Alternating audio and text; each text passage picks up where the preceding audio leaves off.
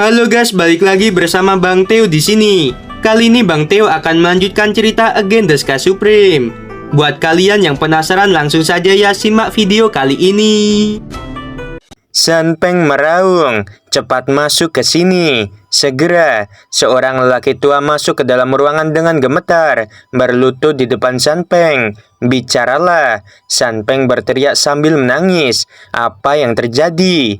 Orang tua itu melihat fitur wajah Sanpeng yang jelek. Dia gemetar ketakutan dan berkata dengan jujur, "Tuan, bawahan ini mengikuti tuan muda tertua pergi ke jurang para dewa untuk mencari harta karun.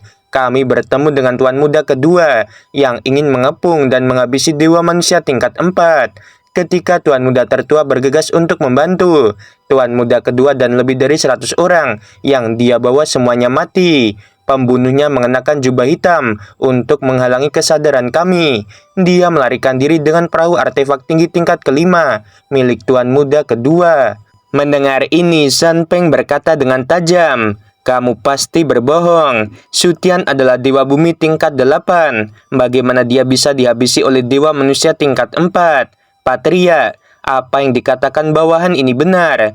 Mungkin si pembunuh menyembunyikan kekuatannya." Pria tua itu berkata dengan tubuh gemetar. Sanpeng memarahi, "Di mana Suyun? Dia dewa bumi tingkat 9. Mungkinkah dia membiarkan si pembunuh melarikan diri? Laporkan pada Patria." Pria tua itu tidak mampu untuk bersujud dan berkata dengan jujur, "Tuan muda tertua mengejarnya, tetapi perahu tuan muda tertua tidak bisa mengejar." Kemudian, tuan muda tertua mengirim seseorang untuk melakukan pencarian di jurang para dewa, dan tuan muda tertua secara pribadi memimpin orang-orang untuk menjaga pintu keluar dari jurang para dewa dan meminta bawahan ini untuk kembali serta melaporkan masalah ini kepada Patria. Setelah mendengarkan, Sanpeng dengan enggan berkata, "Suyun tidak melakukan kesalahan dalam masalah ini. Kamu bisa pergi." Pria tua itu buru-buru bangkit dan meninggalkan ruangan. Di dalam ruangan, Sanpeng meraung dengan suara serak, "Aku harus menangkap si pembunuh dan mencabik-cabiknya." Suara Sanpeng nyaring bergema di seluruh mansion. Di mansion, San Suseng yang menemani Bai Xuanqi untuk bersantai, buru-buru menarik Bai Xuanqi dan terbang. Keduanya muncul di ruangan. "Ayah, ada apa denganmu?" kata San Suseng dengan cemas. "Saudara keduamu terbunuh di jurang para dewa," kata Sanpeng sambil menangis. San Suseng gemetar, air mata menetes, dan dia berkata dengan sedih, "Ayah, siapa pembunuhnya?" "Aku tidak tahu. Kakak laki-lakimu yang pertama masih mengejar si pembunuh di jurang para dewa," kata Sanpeng. "Ayah, aku ingin ke sana." "Tidak," Sanpeng berkata, "kamu tidak bisa pergi. Jika kamu membuat kesalahan lagi, lalu apa yang harus ayah lakukan? Kamu tidak perlu khawatir tentang masalah ini. Ayah yang akan turun tangan," kata Sanpeng. Pada saat ini, Sande buru-buru berkata, "Patria, kamu tidak bisa pergi. Setelah setengah tahun, kamu dan Raja Dewa Tertinggi akan pergi bersama Tuan Lingxia Tianjun untuk melawan iblis dari wilayah luar." Mendengar itu, Sanpeng teringat ekspedisi. Dia menggertakkan gigi karena marah, mengangkat kepalanya dan berteriak, "Patria, apa pendapatmu tentang ini?" Sande dengan hormat berkata, "Keponakan dari bawahan ini sekarang menjadi dewa semi suci tingkat 5. Mengapa dia tidak memimpin para dewa di mansion untuk pergi ke jurang para dewa dan menangkap si pembunuh? Pembunuhnya hanyalah dewa manusia tingkat 4. Tidak peduli seberapa kuat dia tidak bisa melawan orang yang jauh lebih kuat darinya." Setelah mendengarkan, Sanpeng berkata dengan sungguh-sungguh, "Baiklah, biarkan keponakanmu Sanji membawa seseorang bersamanya." Sesaat kemudian, Sanji mengenakan jubah putih, terbang keluar dari kota dengan 200 dewa. Dengan kecepatan terbang mereka dapat mencapai jurang para dewa dalam waktu paling lama 2 tahun. Waktu berlalu, 2 tahun kemudian, Sanji membawa orang turun dari langit. Bawahan memberi hormat pada tuan muda tertua. Sanji bersama para dewa membungkuk dalam-dalam pada San Suyun. "Ya, jangan terlalu sopan." San Suyun mengangguk dan berkata, "Sekarang, mari kita bahas bagaimana cara menangkap si pembunuh." Pada saat yang sama, di kedalaman jurang para dewa, berdiri sebuah pagoda di dekat air terjun. Di luar pagoda, ada 29 dewa bumi tingkat 8 yang sedang duduk bersila. Mereka secara alami adalah orang-orang San Suyun. orang tua ini akhirnya dipromosikan menjadi Dewa Bumi tingkat 9. Dengan suara perubahan dan kegembiraan, pintu pagoda dibuka. Fang Dong dipenuhi dengan aura Dewa Bumi tingkat 9 dan melangkah keluar. Semua lelaki tua itu mengepalkan tangan untuk memberi selamat. Terima kasih, terima kasih. Fang Dong tersenyum dan berkata dengan tegas, di jurang para dewa, hanya gua air yang belum kita datangi. Mari kita segera berangkat. Saat mendekati gua dewa tirai air, kita harus ekstra hati-hati agar Kunpeng bersayap emas tidak mengetahui. Jika kita benar-benar ketahuan, aku berpikir itu akan benar-benar bahaya. Semua orang mengangguk. Kemudian setelah Fang Dong menyingkirkan pagoda, dia dan semua orang berubah menjadi seberkas cahaya. Dan ketika mereka melesat ke langit, cincin dewa di antara jari-jari Fang Dong sedikit bergetar. Dia membalik tangan kanannya, dan jimat transmisi suara keluar dari tangannya. Kemudian, suara pertanyaan Sang Suyun datang dari jimat itu. Fang Dong, bagaimana? Sudahkah kamu menemukan orang yang menghabisi saudara keduaku? Melaporkan pada Tuan Muda, aku belum menemukannya. Fang Dong berkata kepada jimat transmisi suara. Tuan Muda tertua, bawahan telah mencari hampir di semua tempat, tetapi gua dewa tirai air belum didatangi. Bawahan berencana untuk pergi dan mencarinya di sana. Pada saat ini, nasihat San Suyun datang lagi. Gua tirai air adalah tempat Kunpeng bersayap emas. Kamu harus lebih berhati-hati. Jika kamu menemukan binatang itu, laporkan saja nama ayahku. Binatang itu tidak akan berani melakukan apapun padamu. Juga, ayahku mengirim Sansi untuk memimpin 200 dewa. Sekarang dia bersama Tuan Muda ini. Begitu kamu bertemu si pembunuh, kamu harus mengirim transmisi suara untuk melaporkan. Apakah kamu mengerti? Mendengar itu, Fang Dong dengan hormat berkata, bawahan ini mengerti. Setelah itu, setelah Fang Dong dan San Suyun memutuskan komunikasi, dia memimpin 29 pria tua untuk terus terbang menuju gua tirai air. 3 bulan kemudian, kegelapan menyelimuti dunia. Di langit malam yang luas, bulan dan bintang yang cerah terlihat. Sinar cahaya keemasan besar ditembakkan dari langit berbintang menuju air terjun yang berderap. Ketika sinar cahaya keemasan besar berjarak kurang dari 1 juta mil dari air terjun, tiba-tiba ia menghilang. Saat berikutnya, seorang gadis dalam gaun emas muncul di langit. Gadis itu tinggi dan ramping, matanya cerah, giginya putih, hidungnya ramping, mulutnya kecil dan bulu matanya panjang, terutama rambut panjang seperti air terjun. Gadis itu memancarkan lingkaran cahaya keemasan yang samar. Dia memancarkan kecantikan dari seluruh tubuhnya.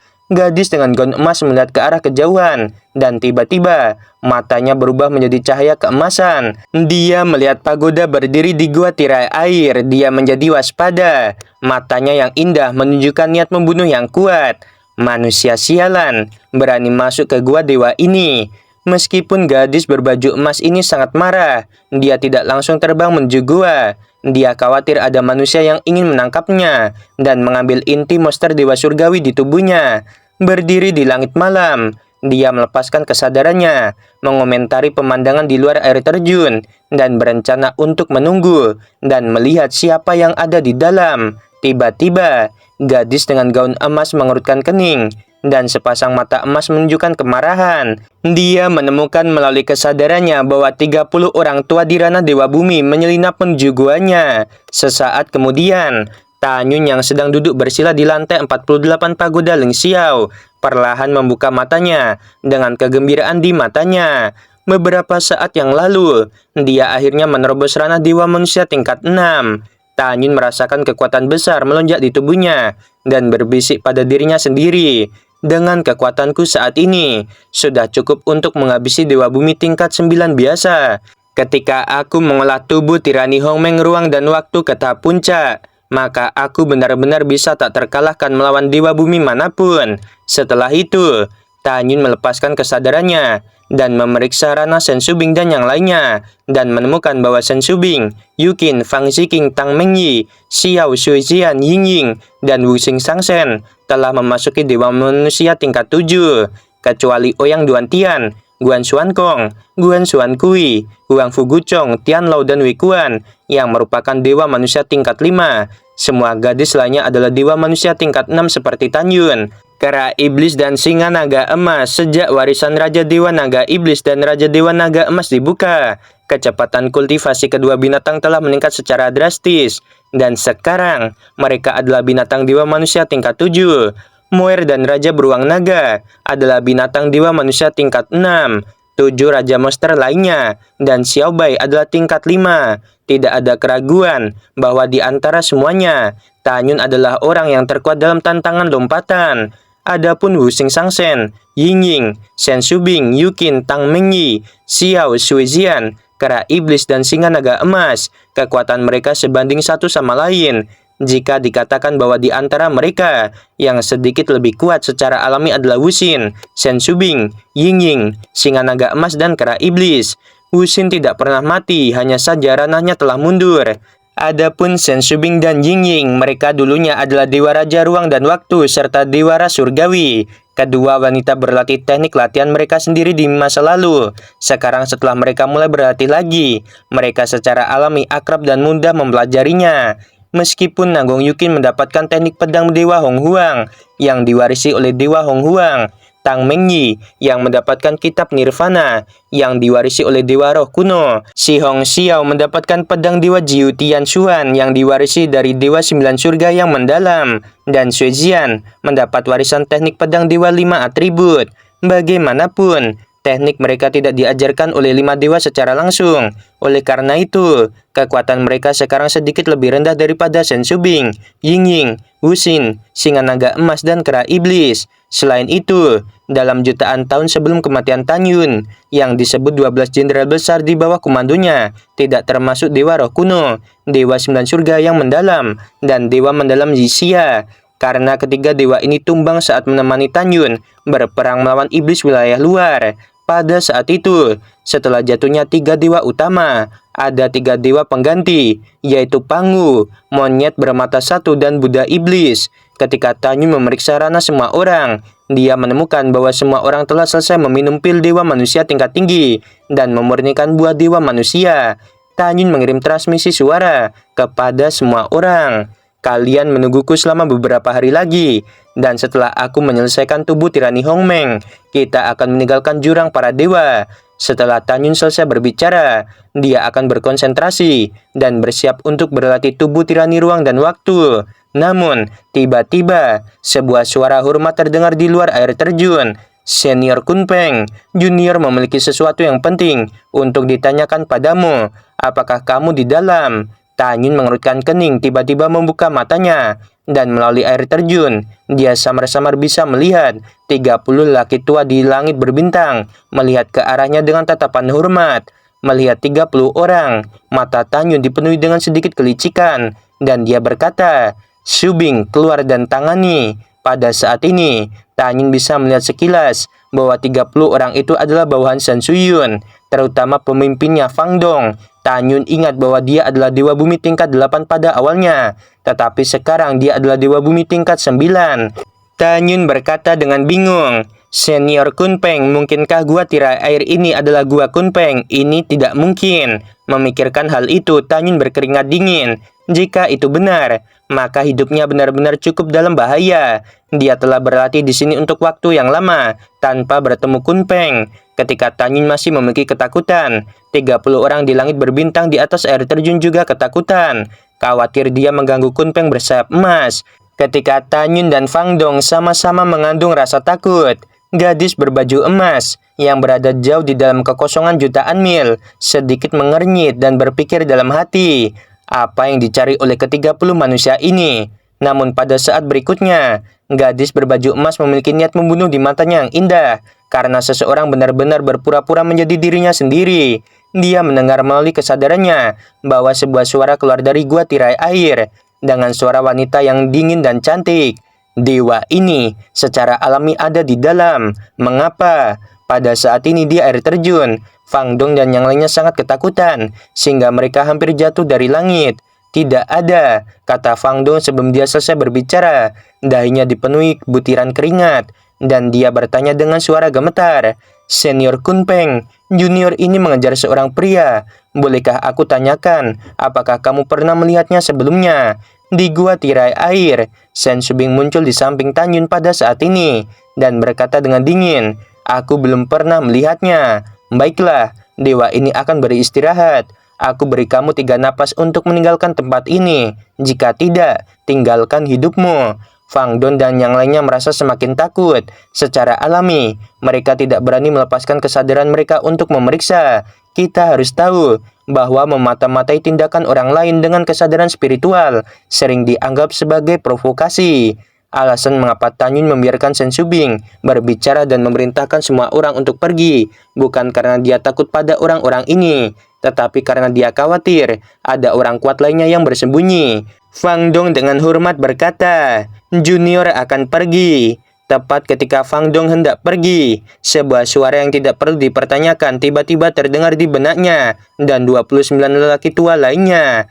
"Kalian telah dibohongi. Orang-orang di gua tirai air sama sekali bukan diriku. Sekarang, aku memerintahkan kalian untuk mencari tahu orang-orang yang berpura-pura menjadi diriku. Jika tidak, dewa ini akan memusnahkan kalian semua manusia terkutuk." Mendengar itu, Fang Dong tertegun sejenak. Segera, mata Fang Dong menunjukkan sentuhan kecemerlangan, dan dia mengirim transmisi suara ke 29 orang lainnya. Dilihat dari nada suaranya, ini adalah Kunpeng bersayap emas, dan orang di dalam pasti suara wanita yang berpura-pura. 29 orang mengangguk setuju, dan tiba-tiba mereka melepaskan kesadaran mereka, mengalir ke gua tirai air besar melalui air terjun. Ditemukan bahwa Tanyun dan Sen Subing sedang berdiri di dalam gua. "Sialan, kalian orang yang menghabisi tuan muda." Fang Dong meraung dan melambaikan tangannya dengan senyum jahat. "Ayo habisi dia, sementara wanita itu adalah milikku." Oke guys, sampai sini dulu ya. Ini si Kunpeng tuh bakal memihak ke Tanyun apa enggak ya? Kita nggak tahu nih teman-teman. Apalagi ada Zanzi ya, dimana dia tuh ranah dewa semi suci ya, lebih tinggi dari dewa surgawi teman-teman. Ya semoga aja Tanyun aman ya. Oke, sebelum video berakhir Mimin mau bilang sungguh membagongkan. Terima kasih.